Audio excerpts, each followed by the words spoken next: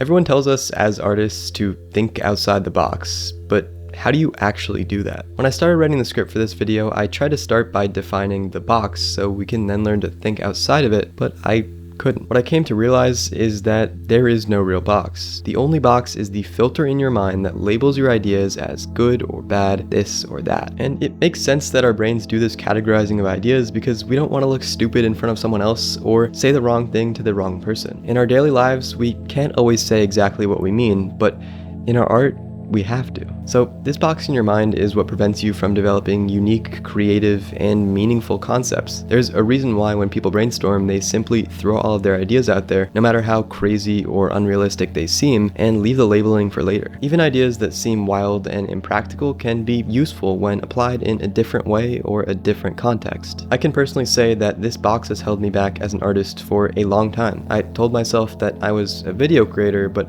not a filmmaker. So how do you get rid of the self-imposed box that's limiting your creativity? Well, you should understand that it takes time to unlearn tendencies built over years, but here's how I've been doing it. Stop giving labels to the activities you do. Think about it this way. Ideas come from thoughts, or thoughts come from ideas, but either way, you don't label your thoughts and say, now I'm gonna think about ice cream. You just think, and ideas naturally form. So do the same with your other creative activities. You're not journaling, you're just writing. Whatever comes out, comes out. You're not making TikToks or Reels or YouTube videos or short films, you're just making videos. Sure, they're all different styles, lengths, and formats, but at their core, they are just videos. The distinctions have more to do with the method of distribution rather than the video itself, and where do we draw all the lines between them? We can argue about the difference between a YouTube video and a short film all day, but for us creators, does it really matter? Lately, I've been thinking about everything I make as a film of some sort, and I know that purists will tell me that my Instagram reel about camera gear isn't a film, but